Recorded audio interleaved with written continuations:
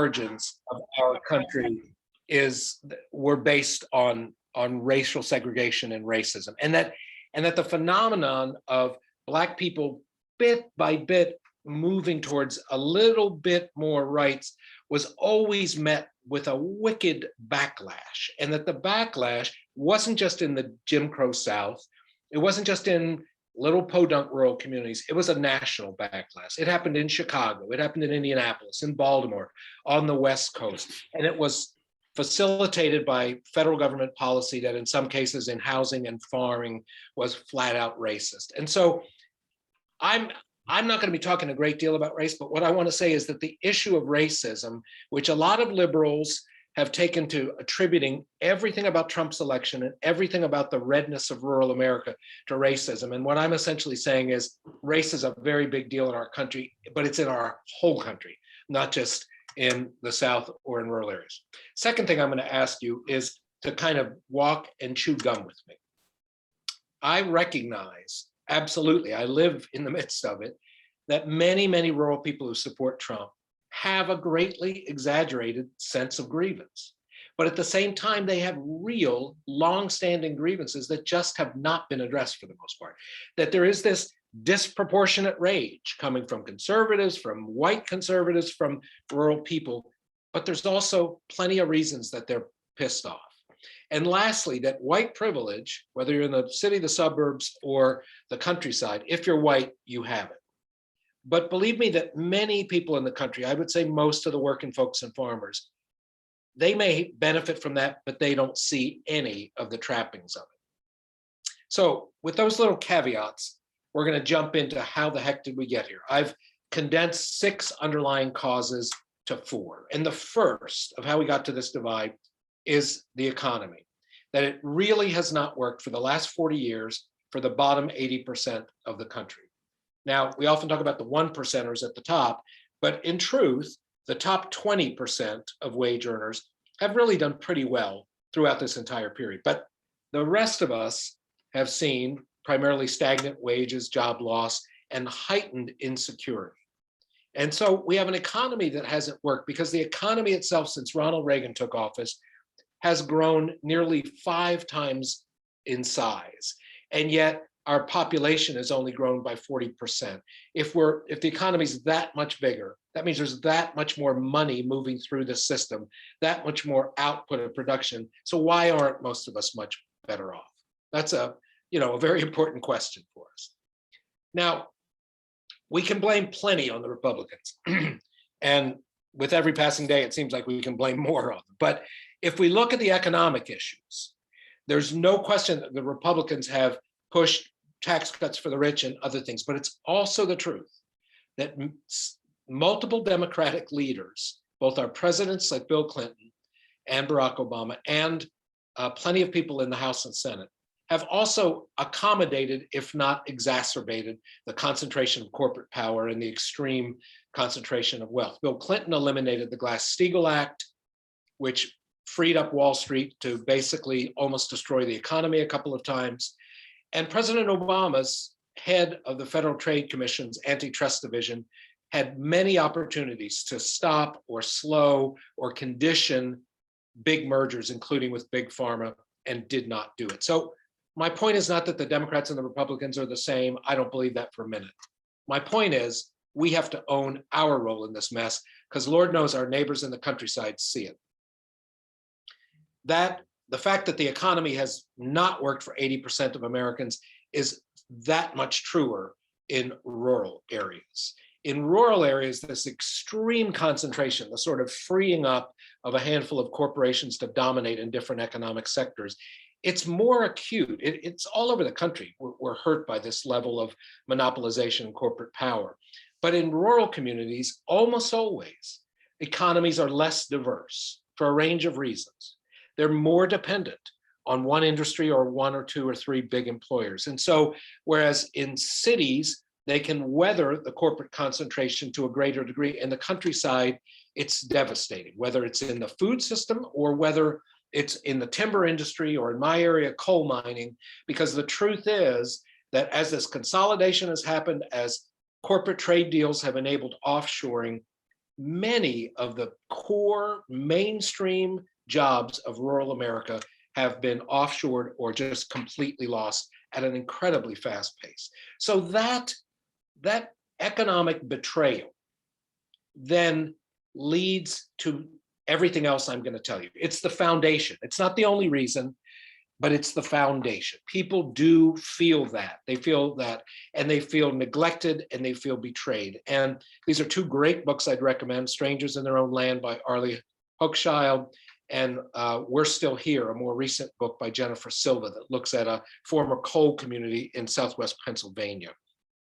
Among the lessons from both Arlie and Jen Silva's books are this sense that, and they were spending time in rural communities in Louisiana, in Arlie's case, in Pennsylvania, in Jen's case, this feeling of being displaced, of being passed by.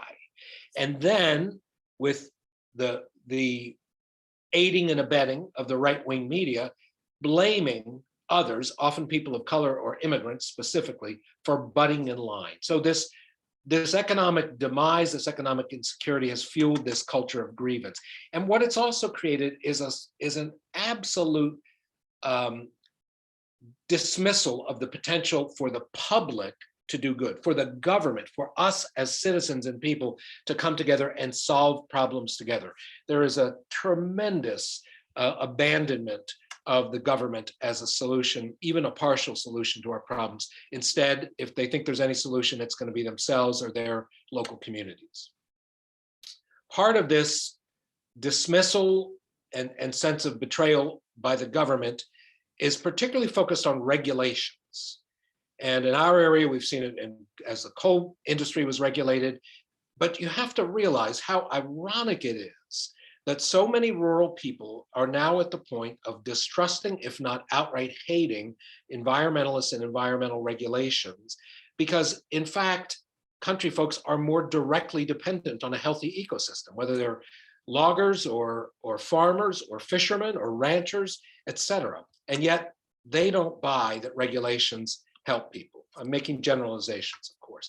It's led to a condition that I wrote an article a couple of years ago called what I call regulatory aversion. Now, the typical liberal response to this, in my experience, when people express that regulations don't help or they're just taking away our freedom or things like that, is to try to explain to people why we need regulations, how they protect our health and the environment, how they protect the consumer.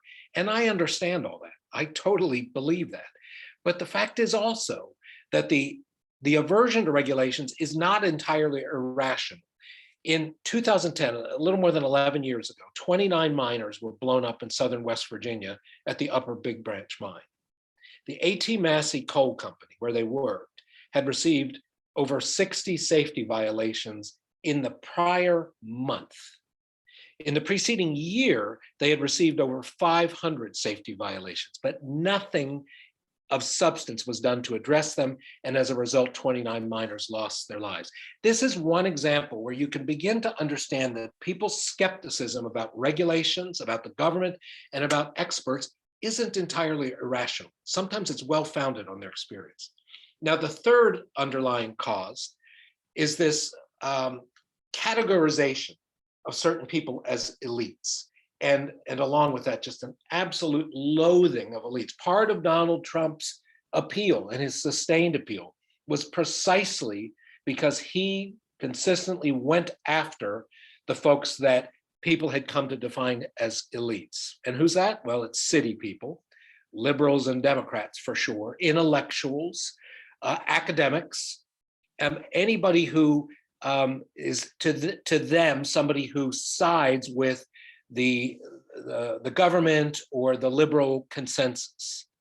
This has contributed to what Catherine Foster has come to call a politics of resentment. Now, you and I might well say, well, it's the Republicans who are the real elites. They're the ones that champion the tax cuts. They're the ones who want to free up the corporations to do whatever they want, blah, blah, blah. But I can tell you that in the countryside, it's very commonplace for people to think of us and our ilk as the real elites.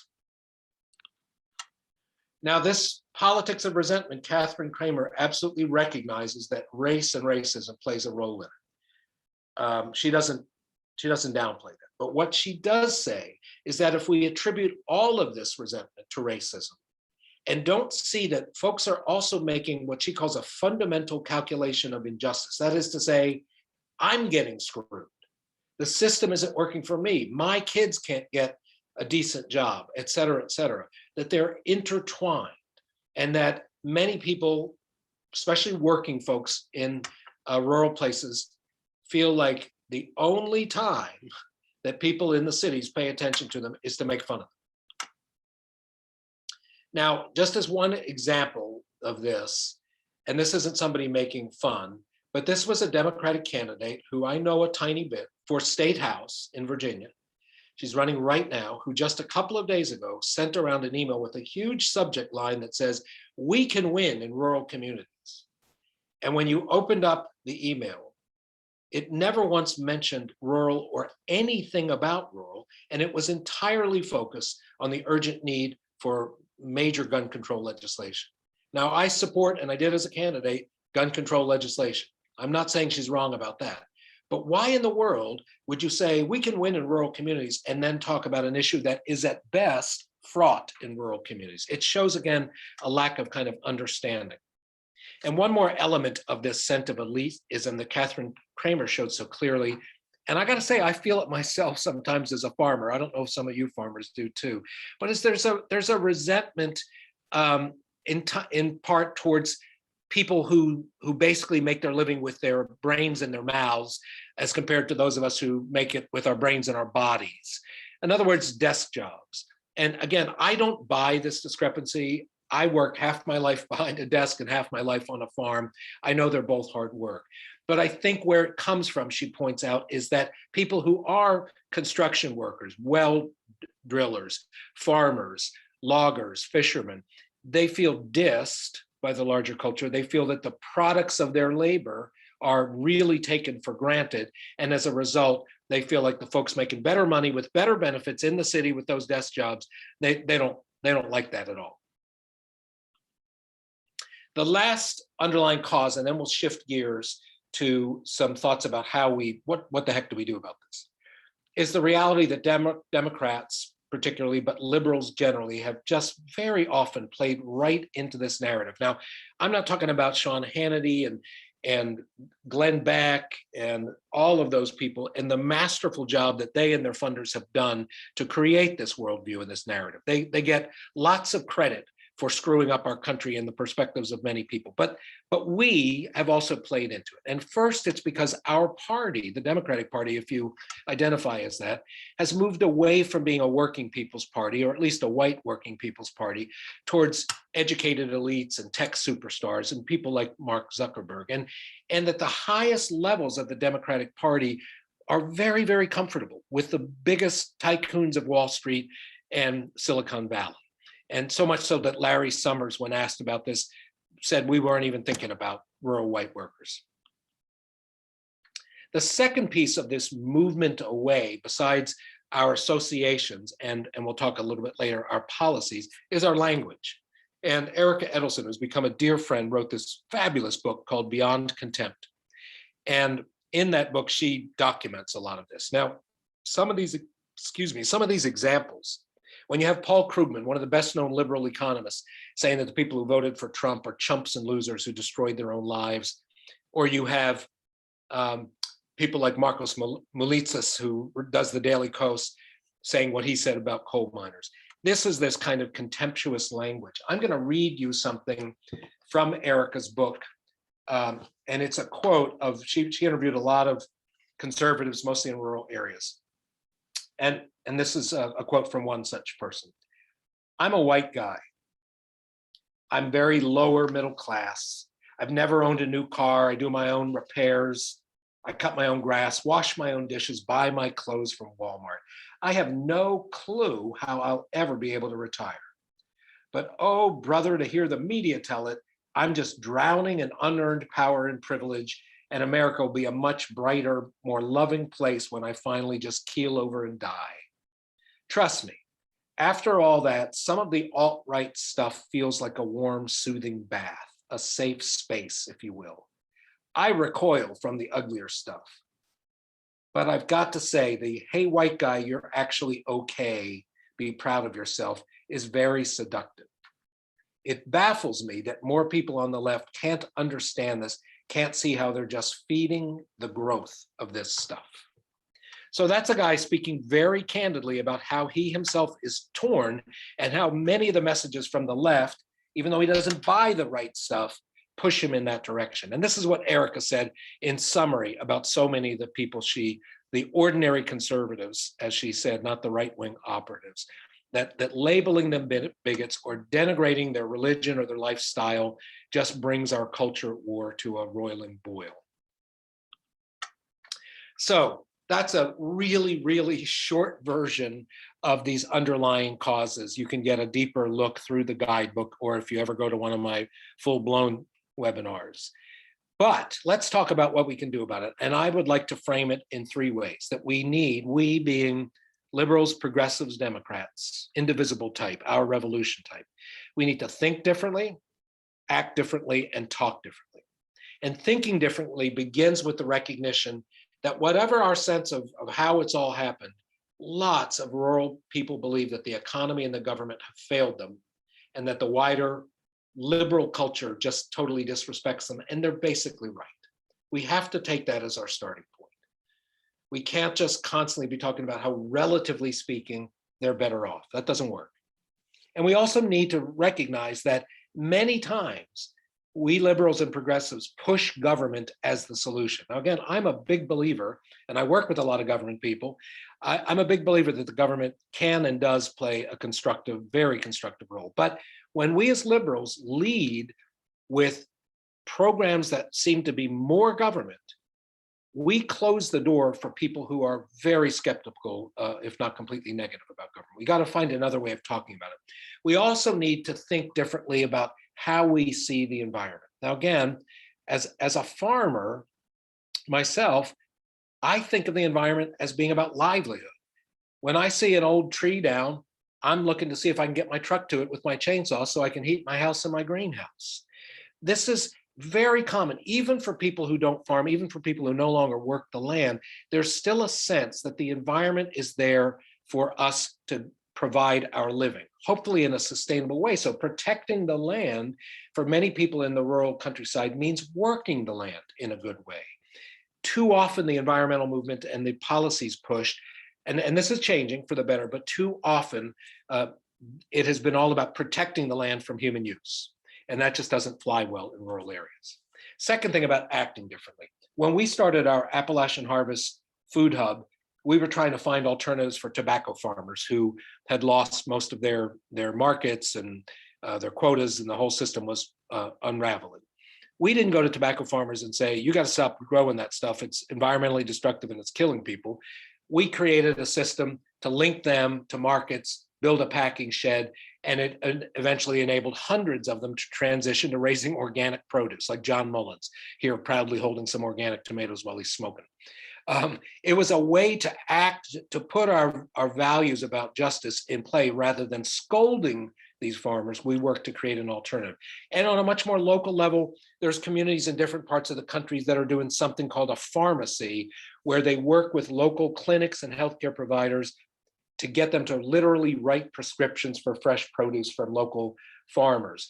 It's a win-win for farmers, for lower income people needing to eat better, and for the healthcare industry. It's really working in the few places it's going on. Imagine if the local chapter of Indivisible were to start a pharmacy initiative, how much goodwill that could potentially create while also doing good.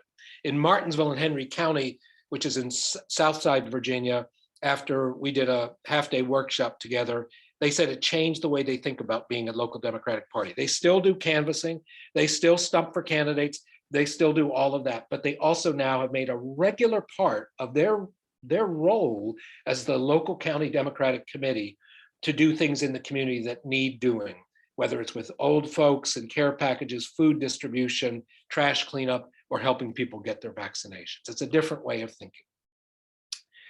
I don't have much time for this. Maybe we'll talk about this in the divide, but the other way of thinking and acting differently is what Ian Haney Lopez talks about, a race class fusion message. And he tested these messages across the country with people in the middle, the persuadables. And he found that whether black or white, a message that was bold, not wishy-washy, centrist, kind of blah, blah, blah, but a bold message that named the problem clearly, and then talked about how both black and white, people of color and white people, suffered from bad policies. This race class message really worked very well, much better than either traditional liberal messages or dog whistle conservative messages. Heather McGhee, who wrote the book, The Sum of Us, a wonderful book, she calls this, when we're able to bring black and white people together around these issues, she calls this the solidarity dividend, and makes the case that this is what the people in power, the plutocrats, feel the most. And this is why over the millennium, or at least the centuries, so often anytime a black-white working class fusion started to happen, there was tremendous work to unwind it and crush it. I'm going to give you 4 quick communication principles as we're talking about this. And again, this is just a simplification, but this, if I were to advise you about how to talk in the countryside, I'd say these 4 things. First, we got to talk less and listen more. We liberals tend to contextualize, to nuance, to reiterate, too many side roads we take. Let's just get to the point. Secondly, every chance we get, whether we're talking about policy or a project or an issue, let's use real world examples, and the closer to home, the better. Now I'm going to give you a quick example of how this talking too much and not being direct hurts. Just a couple of weeks before the 2016 election, the Time Warner AT&T merger was proposed. Hillary Clinton took 4 days to make a statement about it. Her statement was much longer than what I have here, but in part it said this: it raises questions and concerns, and they should be looked into, and that it was appropriate for Congress to hold hearings and follow it closely and expect the government to follow a thorough analysis. So she said a lot, but at the end of her statement, it wasn't clear whether she thought it was a good idea or a bad idea, whether she would support it or fight it. Trump, liar though he is, said what should have been said by the progressive standard bearer. Very direct, very clear. So the last thing, and then we'll turn it over for discussion, is the other two kind of guiding principles for good communication in the countryside is to avoid jargon and talking points. I have found it increasingly difficult and frustrating to be among highly educated groups of liberals or nonprofit activists, social activists, who are my people in so many respects, but not only do we talk so much in that group, but we so embrace and gravitate towards the latest jargon and the most complex way of saying things. And I'm saying, let's try to figure out how to talk like a neighbor and not an activist. And again, just to reiterate a prior point, let's err on the side of the concrete in particular. Maybe we've got to give up some of the complexity and some of the nuance. Maybe we got to leave a few things out, but the more concrete and particular we are, the more people will listen to us, and maybe doors will begin to open. So that's what I've got. This is the guidebook Sarah referred to, and you can get it just by Googling my name and guidebook, or I could also put a link in the chat box if you'd like. So that's it. That was really, really wonderful. And you were right. That is really dense and a lot for us to take in. Yeah. But we appreciate all your thought that went into that. So we have questions that are in the chat. So let me go back. I'm seeing. All right, let's start with Terry's question about Trump's Chinese tariffs and the contribution to farm consolidation. What would your comments be about that? Well, I mean, we have had mostly bad macro ag policy for quite some time. Trump just made it worse. And obviously the tariffs on China cost big farmers. It didn't much hit small family farmers like me, because we're not in the commodity business. But if you're in the commodity business or the beef and pork business, it hammered you, right? And Now, so what he did was he turned around and then came up with a system to compensate them for their loss. And the most recent analysis I saw, in fact, it didn't. So the loss of revenue in the lost exports was not compensated for by that. But what Trump did, as he always does so brilliantly, both of those things seemed appealing to a lot of farmers and rural people. Sticking it to China, who's become an easy enemy for us. There's plenty of sophisticated farmers that know the importance of China, but there's plenty of people who don't like China. And then turning right around and sending payments to farmers to compensate for that loss. Both of them were pretty brilliant politically, even though they were terrible ag policy and economic policy. And Trump's consolidation, he did basically, he didn't stop the AT&T Time Warner merger, and he really did very little about consolidation. But I have to say that, again, Democrats over the last 30 to 40 years have really been no better than Republicans about antitrust. We talk much more critically of the big corporations. We're not as lenient on tax policy, but when it comes to mergers and corporate power, Democrats have been right there with the Republicans. Just so you know, up here in our northern Illinois area, particularly, we are soybean and corn. Right. And he really stuck it to the soybean farmers, but absolutely, doggone it, when they got to the polling place in 2020, they were solidly Trump. Right. So yeah, and hard on our hearts. Right. I have a question here, just a quick reflection on how do you think Biden's doing in these, what are we, first 150 days or so for the rural community? I mean, I will tell you that I have been so pleasantly surprised about Joe Biden. I was a Bernie guy both times, and Biden was not at the bottom of my list, but he was pretty daggone close. I've been pretty amazed, honestly, not about everything. There's some serious policy issues around foreign policy and social justice and some other things that I'm really nervous about. But what he's done in economic development and the rural community in particular is good. For one thing, he created let me put, first thing was the CARES Act itself and all the money in the CARES Act for farmers, for rural health clinics, for rural infrastructure. That was really needed. It was good policy, but it was also very smart in terms of rural policy. Just to show you that he seems to be quite sincere about it, on the first day, he signed an executive order creating an interagency working group for coal and power plant dependent communities. Now, part of Illinois fits that description. Right. Most of Appalachia, where I am, fits that description. Also the Navajo Nation. This interagency working group was charged with pulling together all of the federal resources currently on the books, not new ones, whether they were in Department of Commerce, EPA, USDA, Appalachian Regional, and making sure that they were targeted towards rejuvenating the economies in these coal-dependent regions.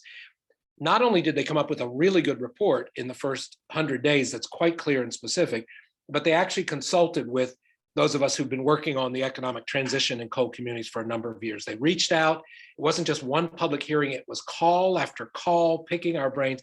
They seem really determined to develop good rural policy. If they can take that model that they did for coal dependent communities and make that the model for rural communities, engaging the farmers, the business people, the activists on the ground, it could really be something. Thank you very much. And I'm so fascinated by your answers. I'm not looking over here at the questions, so I'm getting behind. Let's see. Marcy says, so they have aversion to regulations because when there are violations, they are ignored. In your example about the miners who were killed. So what can you elaborate on that? On your comment about aversion to regulations? Yeah, sure. This idea of regulatory aversion, it's kind of comes from two things. Again, one piece is a general decline in faith in the government, which has been going on in our country since the 60s and actually cuts across political ideology, but is much stronger among conservatives and much stronger among rural people. So part of it is, at this point in our history, people they have very little faith in government. Reagan started that, and it worked. In that context, when people say to them, well, you might not like the government, but if it wasn't for the government and their regulations, we'd have sweatshops and we'd have child labor and blah, blah, blah. That's all true. But take their starting point of very little faith in the government and a lot of anxiety and nervousness about what the government's power does to their lives, again, exaggerated, and then superimpose on that a few a few examples of where the regulations either didn't work or the regulations were never enforced and they lose all hope. Here's one other quick example. I listened in on a conversation that was public between a woman from Eastern Kentucky and a guy from Western Mass. It was part of a hills and hollers connection thing, getting to know each other across very different, really fascinating thing. Hills and hollers, we may steal that. Yeah. It was great, really great. This woman from Gwen Johnson, I believe is her name, from Eastern Kentucky, said a lot of really smart things. But she's just right down the road from me, just an hour or so. The question of vaccines came up.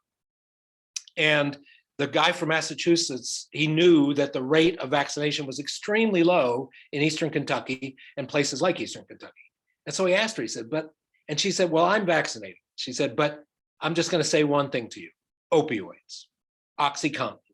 And what she proceeded to say was that 20 years ago, when Purdue and the other big pharma were pushing OxyContin, the government regulators didn't do anything to stop it. They basically said, they were basically hands off about it. And the doctors and the pharmacists and all the experts told them it was non-addictive. They didn't have to worry about it. And it has utterly devastated much of this country, but particularly places like Eastern Kentucky. So again, there's enough examples out there of when the experts were totally wrong or government regulators didn't do their job or the regulations were misapplied that it creates that sense of aversion. Oh, very clear. Yeah. And what a powerful example of, that correlation between people saying OxyContin is fine and then suddenly, oh, it's not. Okay. Yes. And so David's comment is here, it's proving that government is useless. It's a long-term GOP goal. And my husband and I are sitting here and Denise, I can't see who else is on, but Ronald Reagan's boyhood home. So yeah. And with the full acknowledgement of the fact that, yes, he did much to destroy the middle class. Yep. Okay, so Terry says, when we try to make these points to Democratic candidates or to party, we're blown off. How do we get around that? Terry, do you want to say what you mean a little bit more by that question? You come off mute and. Yeah, so the group that Marcy and I belong to worked very hard for the Democratic congressional candidate, both in 2018 and 2020. She came within 2,000 votes of winning in 2018, but she lost by quite a bit in 2020. We tried to convince her campaign that they needed to address rural issues such as farm consolidation. We knew from a political candidate who is also a farmer in our area that because of the Chinese tariffs, a lot of the soybean farmers especially were being hard hit. They couldn't afford to keep their farms running even with the government payments, and they were getting bought out. And so there was a lot of consolidation. And the reaction from the campaign was, well, we're not dealing with that issue. Well, Illinois 13 is largely rural. Our Congressman Rodney Davis back in 2018 had no fear that he would lose because he said, I'm going to win with the rural vote. And he was right. When we talked with the local Democratic Party, we tried to convince them that we can't just go out there with the standard government's going to fix it. Everything that you said, the Democrats tend to do, and they blow us off. And they won't even go for postcard writing. Well, we just don't do that. And here we are, and both of us are precinct committee people in our county, and we're throwing up our hands in despair. That's Yeah. what I'm talking about. And Okay, we don't know let's what hear to do Anthony's about it. response We're to not going that. to win this way. Right, right. And there's been this counter argument from the Dems that's maybe you're not hearing quite as much, but that demographics are on our side. So the younger, the more diverse population will elect us. And if that's true, it's only true in a very, very long term. And in the meantime, the Republicans can rig the game and everything from gerrymandering to voting access. So here's my response. It's not very encouraging. Is I lost in 2018 after running a really good campaign against a really dud of an incumbent. And that's when I was persuaded that, and my messaging was all about local issues and rural issues. That's when I was persuaded that something deeper was going on. The biggest battle I've been fighting since then is to get the Democratic Party, and not just the Democratic Party, liberal progressive organizations to start listening. Because I can't tell you how many reports and studies and advocacy platforms come out of liberal and progressive organizations about building a just economy and other things, never even mention rural, right? So it's a problem beyond the Democratic Party. Here's the little bit of encouragement, Terry. I think this effort is starting to snowball. Now, I've had delusions of grandeur since I was a teenager, so don't hold me to this, but I really do. And a couple of things have happened, just as small examples. First of all, this little 20-minute version, 25-minute version, I've done it with 5 Democratic committees in the last 2 months after having no interest. Second thing, the state party of Virginia, which is quite conservative as a Democratic party, has taken the bait, and they're sponsoring me for a 2-hour rural urban divide statewide training and encouraging candidates, their campaign staff, senior party leaders to attend. It's little bits. On top of that, this effort that these little seminars, the guidebook, I've been gathering around me some really great people who are now joined the force. People like Arlie Hochschild and Kathy Kramer and Erica Edelson, great thinkers and writers, but also people like Matt Morrison, who runs Working America. People like Bill Hogseth, who works for the Wisconsin Farmers Union and is deep in the trenches of non-electoral grassroots rural organizing. So we're building something of a national, I don't want to call us a force, but let's say a group that is bound and determined to beat our way into the door of the Democratic Party. And I met with one of our senators, Tim Kaine, about a month and a half ago. He and I have known each other for years. And I told him about this. I shared the guidebook. He said, "You're right." He said, "I come to rural Virginia, but I know that it's hopeless." He said, "You're on the right path." He said, "When you're ready with this group, I'll introduce you to the head of the DNC and we'll see if we can't get in the door." So, who knows what's going to come of this, but I'm more encouraged about the willingness of Dems and liberals to begin to listen to something new about this than I was a year ago. Well, that's encouraging. And our group has read Catherine Kramer's Politics of Resentment, largely because we're Northern Illinois, which means that we're really close to Wisconsin. Right, and many of the things that she talks about in that book, with the exception of her talk about resentment about the areas that are tourist areas. We don't particularly have that. But other than that, she really hits it for us. Yeah, she sure does. Okay, our next question, is this all right? Are you fine with going ahead with these questions? Yes, I can go to about 9:30 my time. Okay, and that's when we end. So okay. That's perfect. Thank you so much for your time. Jody is asking about the connection between Democrats and labor union jobs. So I'll just read it. There's a kind of complicated connection between Democrats and labor unions and jobs that are considered more hands-on, not desk jobs as you referred to them, and secure jobs that unions provide. For example, my plumber makes a lot more per hour than most academics in my town. There's an interesting connection and disconnect. Any thoughts about that? Well, I'm not sure how was it, who was it who asked the question? Jody, do you want to further maybe clarify because I definitely have, the demise of labor unions has been not only bad for workers, but it's been a terrible thing politically, because they were the only really effective counterforce to the corporations and to the powerful. And since So I'm totally on board with that. I'm not quite sure what your question is in relation to rural, though. Well, I think you were sort of saying that there's a real, in Illinois, labor unions are very powerful. We're probably going to have something on the ballot in the next election that's going to say that we're going to always be a pro-union state. I don't know, that's the latest thing. So I think that when you say all manual labor people are always Republicans is not true, especially when you're looking at all the unions that are involved with plumbers and electricians and all that kind of stuff. I just think it's a little bit more complicated. I understand the sort of like the desk jobs versus the, you know, people who, I understand that concept, but I think it's a little bit more nuanced than the point that you were trying to make.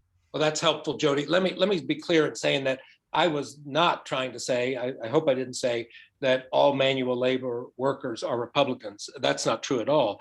But I can tell you plenty of Democrats that I know in the countryside that work their butts off at one kind of a job or another do feel that resentment. They may still be pulling the lever for Democrats. They may not. They might be Democrats who are leaning towards Republicans as a result. But that basic resentment of having your work taken for granted, and both sort of rhetorically and in reality, cuts across party. I wasn't trying to say that's a Republican phenomenon. I was saying it's a working person's phenomenon, and in the countryside more so. Absolutely. I get that point. I just think it's a little more nuanced, and I think it's, you know, it's a little different here with our state where unions are very powerful here. Wouldn't you guys all say? You know. Yeah, we are definitely a union, and I know that our local Democratic Party relies heavily on union contributions, for example. Right. Yeah, so Illinois may be somewhat unique because we still have such strong union membership. And I just on a union note, we happen to have some friends who are pilots who were air traffic controllers when Reagan decided that he was going to fire all the air traffic controllers, and that did not endear them to the Republican Party, even though they live in Ronald Reagan's boyhood home. But you know, a lot of union members went for Trump. Yes. And so again, that's a horrible thing, and it's bad for their own fortunes, but that happened. So this sense of anti-elitism runs across parties, and I would say it's not strictly a rural thing either. In Appalachia, the United Mine Workers were probably the most powerful force of any in our region for a long time. But as coal mining has declined and as union jobs have declined, a lot of those guys have shifted over to voting Republican. Yeah, so true. And there are those, you know, we haven't gotten into all those social issues either that will hit those many of those union membership people, the abortion issue, the gun issue, misogyny, and frankly. So Marcy is asking, what do you think about Joe Biden saying, when I think of the environment, I think about jobs? Because you had that very effective piece about the environment. Yeah, I mean, I think it's simplistic, but it's probably pretty good messaging. I think he also said the same thing about climate change. When I think about climate change, I think about jobs. And, you know, again, we could take him to task for being reductionist or something like that, but he's right. It will build a healthier economy overall and create more jobs to build in agriculture and energy and housing, you know, more ecologically friendly systems. There's no question about it. It'd be a job creator. And I think it's the message that's right. I've often said, you know, two of Obama's signature policies, one was his regulations on coal-fired power. And that went into effect in his first term. And by itself, it didn't ruin the coal industry, because the coal industry has been going down the toilet for 50 years, but it did hasten it, and it created a great deal of resentment, but it was necessary. And it was, you know, trying to rein in the carbon pollution. 4 years later, in his second term, he created something called the Power Plus program, which got much less fanfare, which was, and still is on the books, a very significant federal investment in Appalachian communities and other coal communities to begin to build economic alternatives to the coal industry.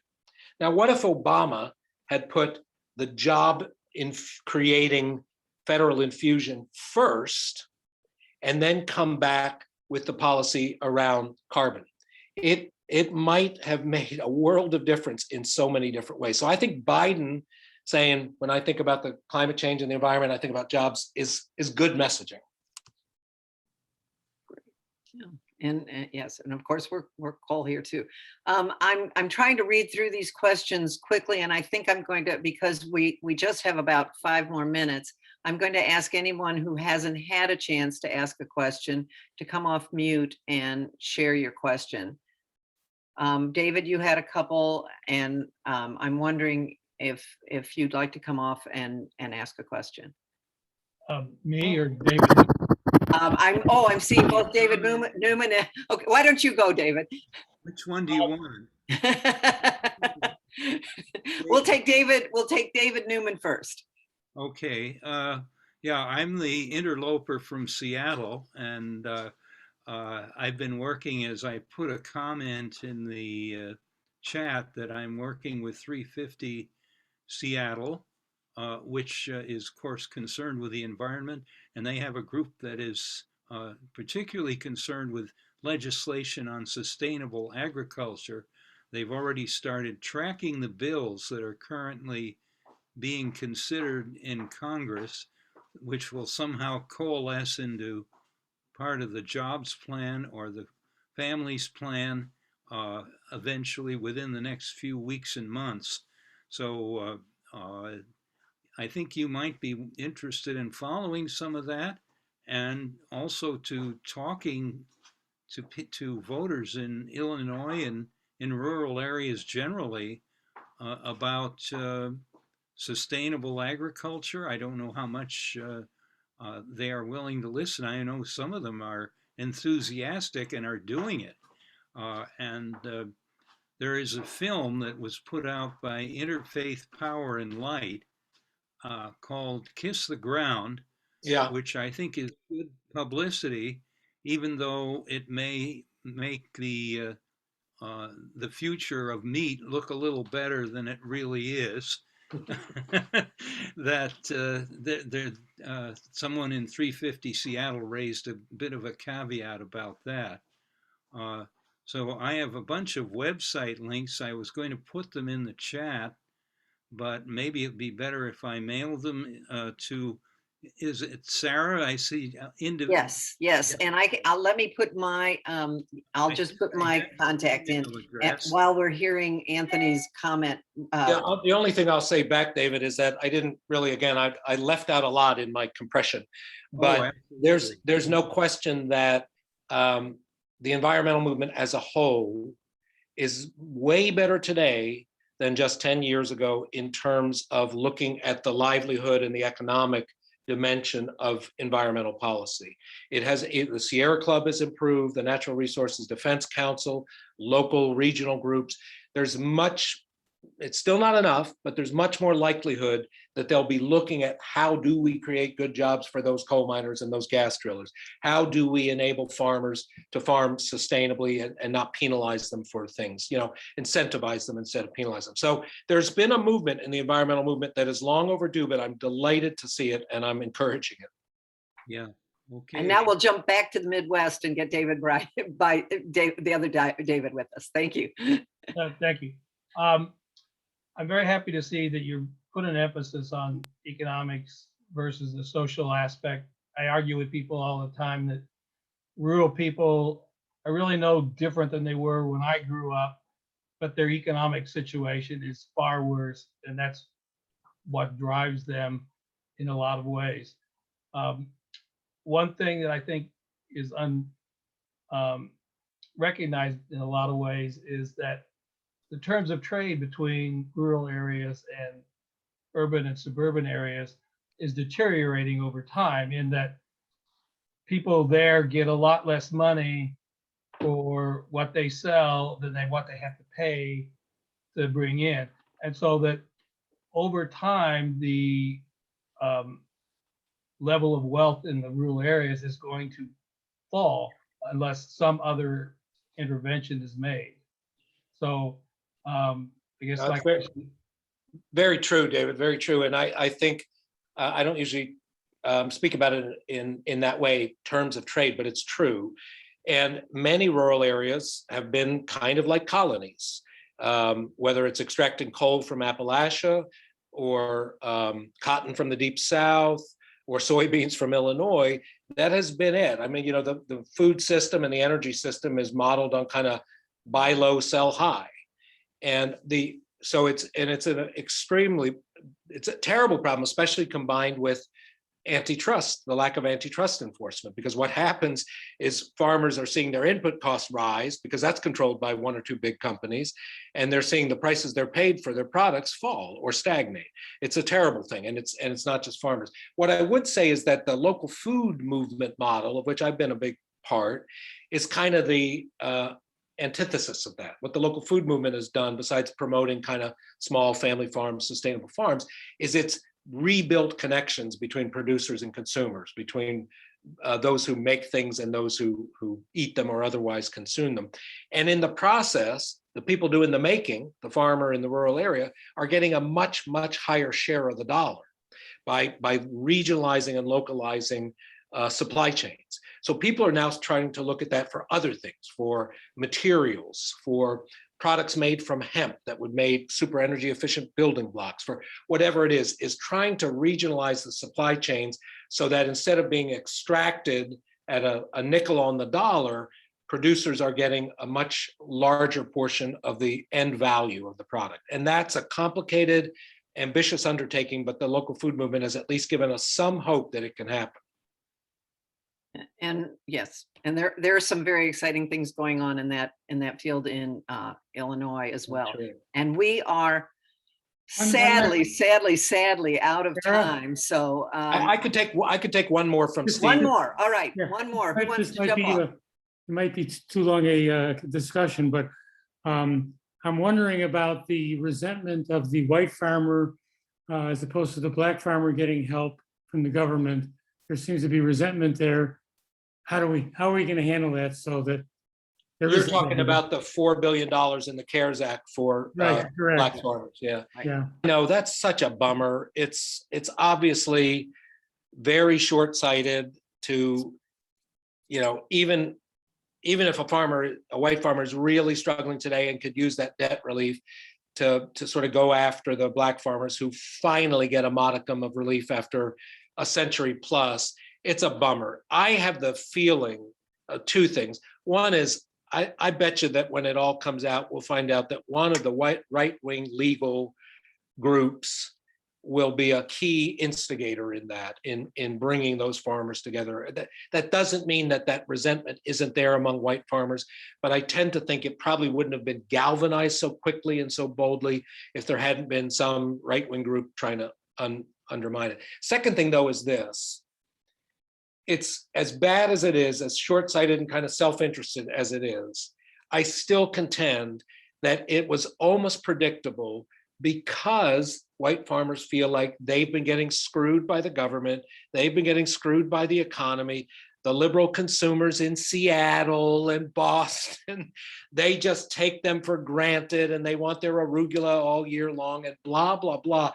So all of that has just, as Catherine Kramer said, it's cultivated this ridiculously disproportionate sense of grievance. Grievance drives so much, but there are real grievances underneath of that. And so you can mobilize those grievances against good things or other people so quickly now. And what our job is, because we can't get Tucker Carlson to shut up, our job is to create a compelling counter narrative that is policy, the way we talk about policy, and the stuff we do in our communities and around our regions. It is going to take a while, but if we're dedicated to creating that counter narrative bit by bit, we will whittle away at that sense of grievance, and we'll begin to persuade people that actually some other folks who aren't exactly like them maybe are their allies. That's my hope.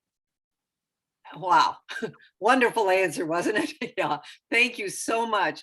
And I hope that you've seen all the thank yous in the chat there. Yeah, this has been a So- terrific conversation. Thank you all so much. Well, we thank you. You've given us so much to think about, so much to read, so much to talk about. We can't thank you enough for spending this hour with us. We're really in your debt. And thank you for the great work that you're doing. Please run for Congress again. Are you going to do that? Probably not, but thank you Yes. for that. Yes. Well, I hope our paths cross again, and honestly, don't hesitate if there is a kind of another audience, whether it's local Democratic committees or even the state party, you know, don't hesitate to call on me. I'd love to. Well, work. that we have a brand new Democratic Party chair in Illinois, and we hope that things are going to be different because Michael Madigan has finally. So we could talk about that for a long time too. So our next meeting, everybody, is June the 10th, and I hope that you will join us. And once again, many, many, many thanks to our. Now we will consider you our dear friend Anthony for joining us here in Illinois. Wonderful. Thank you so all. much. Good Take night. good care. Good night. Bye-bye. Good night. Thank you. Thank you.